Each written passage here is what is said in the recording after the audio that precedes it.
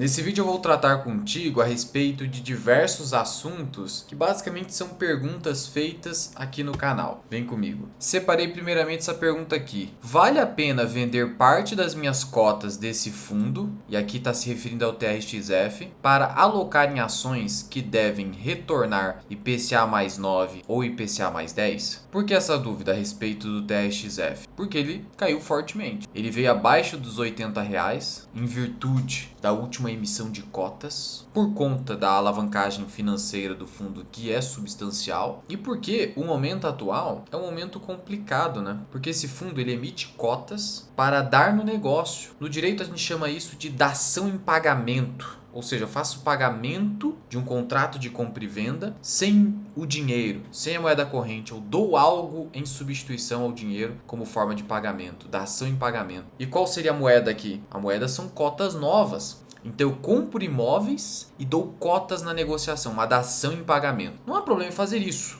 O Buffett fez isso em algumas aquisições, dando ações da Berkshire Hathaway. Por outro lado, ele fez isso quando as ações estavam lá em cima. Ou seja, eu emito ações quando elas estão acima do valor intrínseco, a fim de fazer um negócio. Tranquilo. Se isso gerar valor para o acionista ou aqui para o cotista, sossegado. O problema é o momento. Um momento de juro elevadíssimo. A empresa TRX, que é o fundo, mas vou simplificar como empresa, alavancada. O mercado extremamente pessimista com ativos de risco. Eu entendo também o contraponto da gestão. Bom, a gestão vai dizer, olha, se eu não aproveitar para fazer boas compras agora de ativos de qualidade, quando que eu vou fazer? Quando o juro estiver mais baixo? O ambiente estiver mais favorável? Aí eu teria que pagar mais caro. Então fica essa questão. Não é uma questão fácil de resolver. Mas eu entendo a posição do cotista, que no meio do caminho vê suas cotas, principalmente o cotista de longo prazo, vê as suas cotas se desvalorizarem. É uma questão complicada. Tudo se resume a você confiar ou não no trabalho da gestão. Não tem outro tipo de resposta que eu possa te dar. Confiar que essas aquisições estão sendo feitas de maneira adequada, que tendem a entregar bons retornos ao cotista a longo prazo, mas o curto prazo está sendo muito complicado por conta de você estar emitindo cotas em negociações, dando essas cotas em pagamento em um ambiente desfavorável de juros. Só que, aí fica a pergunta que foi dita ali, eu vou vender agora para comprar ações com IPCA mais 9 e IPCA mais 10? Primeiro ponto que eu preciso esclarecer aqui. Não existe garantia de que eu vou ganhar IPCA mais 9 ou IPCA mais 10 em determinada ação. Do jeito que foi colocada a pergunta ali, é como se houvesse essa garantia. Não existe, tá? É uma expectativa. Eu espero, retorno esperado. E o que significaria um IPCA mais 10? Basicamente hoje, adotando o IPCA a 5%, seria um ganho real de 10%. Ou seja, no total, uma simplificação aqui, tá? Conta de padaria, 15%, certo? Ou seja, provavelmente essa pessoa está querendo vender no prejuízo, então ela já tem uma perda, e ela busca ganhar 15% numa ação. Eu acho muito adequado você buscar 15% numa ação, mas realizar aqui o prejuízo para fazer isso, será que faz sentido? Só se você não confia mais na gestão. Aí não é nem porque você está querendo comprar ação, é porque você não quer mais o TRX. Só que esteja ciente do seguinte, se a gestão realmente fizer um bom trabalho, e só o tempo vai dizer, você estaria perdendo uma remuneração alta no preço atual. Porque veja, vou clicar aqui em dividendo. Se o fundo mantiver 93 centavos por cota de distribuição, esse 1,50 é extraordinário, então eu vou adotar apenas os 93 centavos. A gente está falando de 11,16 ano, né? Aqui é mensal. A cota, se eu fosse comprar hoje, a 78,35, isso me dá um dividend yield de 14,24. Veja, ao comprar TRX hoje, eu estou, entre aspas, de novo, não há garantia de nada, mas entre aspas, assegurando uma remuneração de 14 ao ano. Então, mesmo que a gestão faça um mau trabalho, esse nível de remuneração aguenta desaforo. Por isso que a gente foca em provento. Porque o provento é o pássaro na mão, que te ajuda a passar pelas turbulências do mercado financeiro, especialmente o brasileiro. Ah, Luan, mas esse nível de distribuição, será que o TRX vai conseguir? Ele é sustentável? Olha, pegando-se aqui o último resultado reportado do fundo, resultado operacional. É isso aqui que a gente precisa focar. Resultado operacional. Eu vou até pegar por cota, que aí eu já pego o número final. O resultado operacional por cota do semestre, o acumulado, 96 centavos por cota. A gente sabe que do resultado operacional, eu tenho que distribuir o quê? 95%. Então, 96 vezes 95 me dá 91 centavos. Então, aqui há uma distribuição acima do que deveria. Pegando só o resultado de abril, que foi de 86 centavos, eu estou pagando acima. Em maio, mesma coisa, ó, paguei acima. Só que em junho eu tive um resultado excepcional por conta de negociações. É um fundo de gestão muito ativa. Sendo assim, vamos pegar o acumulado do semestre extra que te dá uma segurança maior. Ou então, 12 meses, te dá um prazo maior, 10 e 30. Realmente, se for 10 e 30, eu distribuo 95, eu tô falando de 9,78, passa um pouquinho, R$10. Então, vamos pensar em R$10. Preço de 78 hoje, 12,82. Então, de resultado, entre aspas, quase que garantido no preço atual, você está falando de 1% ao mês. Já que em juros compostos, 1% ao mês dá 12,68% ao ano. Então, o nível de renda esperada nesse fundo gira hoje em torno de 12,67 até 14. Fica nessa banda. Aí, de novo, tudo se resolve em você confiar ou não no trabalho da gestão. Investir é essencialmente um trabalho de confiar no trabalho de terceiro. Então, isso significa investir. Eu colocar o meu dinheiro nas mãos de quem eu confio que vai fazer um trabalho melhor do que eu. Para ser claro, portanto, vale a pena vender? Vale a pena se eu não quero ter esse fundo. Se eu não quero ter fundo imobiliário na minha carteira, se eu estou insatisfeito com o trabalho da gestão, se eu acho que o fundamento se foi. Mas não porque eu acho que eu vou ganhar IPCA mais 9 ou 10 com ações. Você não tem essa garantia. Outra pergunta aqui, ó. Possuo Sanepar 11 Unity com mais de 20% de lucro. Vale a pena realizar o lucro para migrar para SAPR4, que é a ação preferencial, pensando que ela pode continuar caindo e, se necessário, vender no futuro, não ter que pagar imposto na venda, independentemente do lucro, como acontece na SAPR11, ou ainda apenas continuar aportando, só que agora em SAPR4. Por que ele está te dizendo isso? Dizendo para mim no caso. Seguinte, a unit da Sanepar e qualquer unit não tem o benefício fiscal de isenção de imposto sobre ganho de capital quando eu faço vendas de ações no mercado à vista no valor de até R$20 mil por mês. A Unity fica de fora disso, porque a interpretação da Receita Federal é no seguinte sentido: olha, qualquer tipo de benefício fiscal, a interpretação é restritiva, o conceito não pode ser ampliado. Como a lei só fala em ações, Unity não é igual a ação, então somente a ação propriamente dita tem esse benefício. Daí a razão pela qual somente a ação ordinária e preferencial da Sanepar tem esse benefício fiscal. Agora, fazer essa troca faz sentido? Primeiro que eu posso simplesmente, junto à corretora, fazer a conversão da SAPR11 pelas suas correspondentes ações ordinária e preferencial. Então não precisaria fazer a venda. Mas, pensando bem e considerando que todo investidor deveria querer ser grande no futuro e não se importar muito com essa isenção de 20 mil, que ela é mais relevante agora, no curto prazo, é melhor simplesmente, ao fazer novas compras, simplesmente comprar a SAPR4. Na minha visão, fazer essa fricção no portfólio agora acaba sendo desnecessário fazer isso. Você até pode fazer, mas eu penso ser desnecessário. Não tem necessidade, você não vai trazer muito ganho para sua carteira ao fazer isso. Então simplesmente mantenha a 11, comece a comprar a 4, se estiver dentro do seu asset allocation fazer isso agora. E é isso. Não vejo por que fazer esse movimento. Outra pergunta: compensa trocar Taesa por CPFL Energia para dividendos em longo prazo? O que está acontecendo hoje com a Taesa? Eu até respondi num vídeo recente para membros o porquê de Taesa estar cara, mas eu posso resumir aqui com uma postagem que eu fiz para os membros, tanto da comunidade quanto do canal. E na postagem, veja o que eu disse. A Taesa, com lucro líquido regulatório projetado inferior a R$1 bilhão,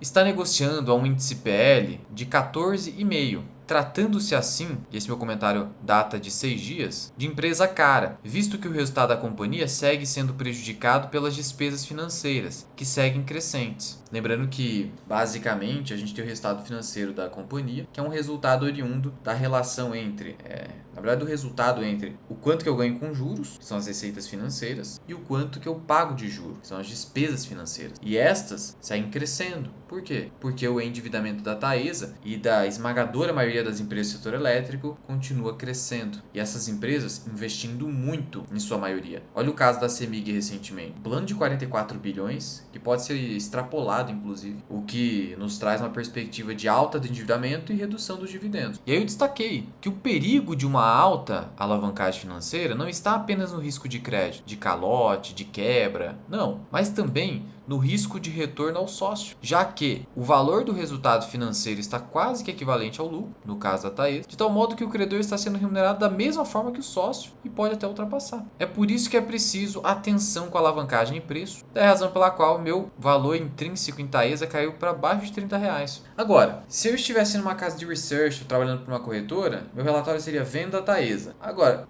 Isso dificilmente funciona, sabe por quê? Pelo seguinte motivo. Taesa, em 10 anos, entregou tudo isso aqui de retorno. Isso aqui é mérito da gestão, 300% de retorno em 10 anos. A CPFL Energia não entregou tudo isso de retorno. Nos últimos 5 anos, sim, mas nos últimos 10 não. Então, como que eu posso garantir para o investidor que está recebendo uma recomendação que a Taesa vai perder da CPFL Energia a longo prazo? O que eu posso dizer é o seguinte, olha, hoje a perspectiva, nossa visão, é de que se você quer aportar o seu capital no setor elétrico, seria melhor CPFL Energia do que Taesa. Mas eu não posso dizer que você deveria necessariamente retirar os recursos de Taesa e alocar em CPFL, porque por mais que Taesa esteja cara tecnicamente, um múltiplo de 14, 15 vezes os lucros não é um negócio assim também de outro mundo. Se tivesse, vamos pensar, nossa, 20, 25 vezes os lucros, aí sim, a gente poderia pensar numa redução de posição eventualmente, porque um múltiplo desse é venda na certa pelo mercado. O mercado ia pressionar a ação e afundar o preço. Mas não tem nada de doido aqui. Então não dá, porque eventualmente o mercado pode esticar o preço da Taesa muito antes que o preço da CPFL Energia, e aí você vai ver a Taesa subindo mais que a CPFL e vai falar, ué, e eu que vendi? Então esse é um problema que existe, que é o problema da incerteza temporal e de como o mercado vai precificar uma determinada ação numa janela de tempo específica.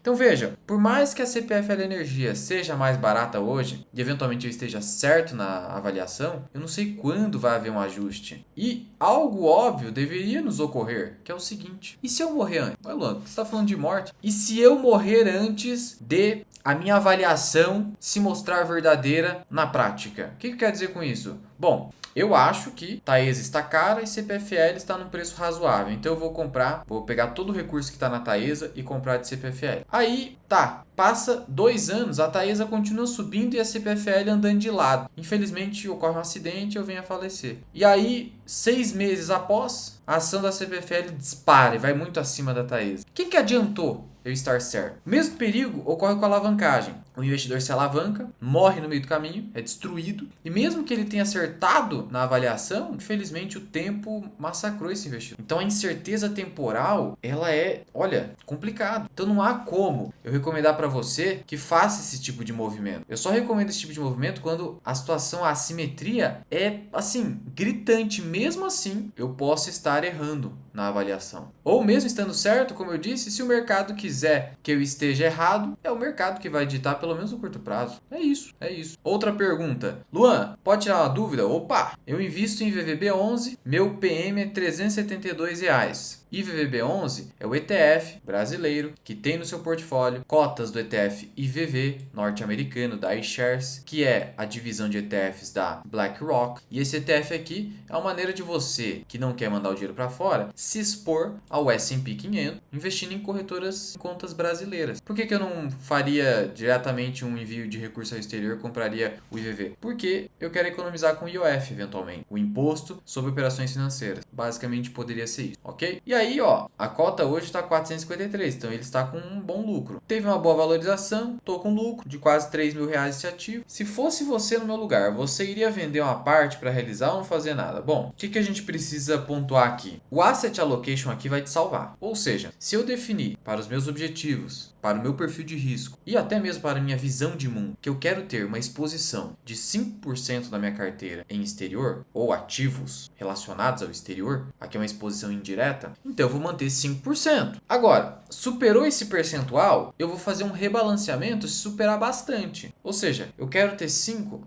foi para 7, 7,5. Um critério muito bem adotado seria de 50% acima do peso que eu gostaria de ter. Aí o que eu posso fazer? Vender o excesso e alocar em outra classe, que esteja, na minha visão, num preço mais atrativo. Então hoje, sinceramente, eu não compraria IVVB11 por conta desse múltiplo do S&P 500 estar alto, 30 vezes os lucros, e o S&P 500 está entregando um retorno que está todo concentrado em 20 empresas praticamente. Então esse é um problema que me faz não comprar IVVB11 ou S&P 500 atualmente. Agora, eu zeraria a posição? Não, no máximo eu faria um rebalanceamento se eu sentir que eu estou concentrado no IVVB11. Por quê? Porque, de novo, o mercado pode continuar subindo mesmo com múltiplo alto. E aí você vai perder esses ganhos. E, de novo, não preciso repetir, tem a questão da incerteza temporal que eu já comentei. Então, se você está com excesso de alocação em IVVB11, rebalanceie. Não está? É uma posição até porque é 1% da minha carteira, então não mexa. 1%. 1% existe aí um uma convexidade que não exige movimento do investidor, exige apenas passividade, perfeito? E tem mais aqui uma, ó. Será que seria uma boa eu vender minhas ações da Engie e entrar na CPFL? O que acontece, né? Hoje, a Engie, ela vem pagando um payout, tá adotando um payout de 55% do lucro. E o lucro está sendo também negativamente afetado, assim como Taesa, pelo resultado financeiro. E a Engie vem andando de lado já aí pelo menos uns 3, 4 anos. Apesar de que retorno total entregou, né? Tá entregando, mas tá baixo. Isso é verdadeiro. E aí a gente sente mal, né? Porque a gente vê outra ação ali com potencial e tal. Só que a Engie começou a passar por um processo de redução dos investimentos, que já estão produzindo um aumento de receita substancial. E a gente não sabe exatamente quando tudo isso vai se resolver. E se resolvendo, a ação poderia disparar rapidamente. Aconteceu recentemente com Fleury. Passou por um ciclo de investimento, endividamento. Aí ela começou a entregar um resultado muito robusto e a ação disparou. Então veja, dificilmente você vai ter tempo de reação. Falar, ah não, depois eu compro o Engie de novo, ela tá andando de lado. Dificilmente, porque solta um resultado, muda uma questão da administração, destrava algum valor, sobe 10, 15, 20% num dia e vai embora. E aí já era, né? Então melhor é se fazer com ativos de ultra qualidade, e Engie é um ativo de ultra qualidade, goste ou não, aceite ou não. Eu não acho que você deveria fazer esse movimento. Agora, eu concordo, para novas compras, continuo sustentando que CPFL parece uma alternativa de investimento superior, tanto em relação à Taesa, tanto em relação à Engie. Mas eu não posso dizer que você deveria tirar os recursos dali e mandar para lá. Vou te dar um exemplo com o Barsi, para você entender como isso é importante. O Barsi, no passado, ele não vendeu ações da BB Seguridade para comprar Caixa Seguridade. A Caixa Seguridade, ela fez IPO recentemente. O IPO da Caixa foi em abril de 2021. Então a gente já tem pelo menos 5 anos de histórico, tá? Beleza. Portanto, vamos fazer aqui uma comparação fria de retorno total entre BB Seguridade nos últimos 5 anos e Caixa Seguridade nos últimos 5 anos. Então tá bom. 5 anos, 196%. Caixa, 174%. Portanto, veja, será que foi um bom negócio? Até então, não sei se está sendo, porque os retornos estão muito aproximados e com uma leve superioridade da BB Seguridade. Então veja como isso é imprevisível. Talvez a decisão tenha sido boa, a gente só vai saber disso daqui mais 5 ou 10 anos, mas por hora adiantou? Não adiantou muito. Ele poderia ter simplesmente mantido a BB Seguridade e comprado Caixa e estaria talvez com um retorno melhor, porque a BB Seguridade nesse período entregou um pouco mais de retorno. Tá vendo a complicação? É por isso que eu tô adotando essa postura aqui contigo. E eu tenho essas duas ações em carteira, tá? BB Seguridade, Caixa. E tudo isso você acompanha na minha área de membros. Que além de tudo, quando você filtra aqui no meu canal no YouTube só para membros, acabei de soltar um vídeo muito importante. Foi sugestão de um membro do canal que queria saber, Luan, e esse caso aí das Casas Bahia frente a Banco do Brasil e Bradesco? Comentei aqui a minha visão a respeito do tema. Trouxe outro vídeo aqui de sugestão, WIS, né? Você vê o pessoal comentando sobre o WIS com seriedade? Trouxe aqui para você. BTG Pactual também, Grupo Mateus, que é uma ação do portfólio da Guepardo. Falei da Sanepar, Banrisul, Engie, Unifique, Renner, que é um case do varejo que desperta interesse em algumas pessoas. E tá aí.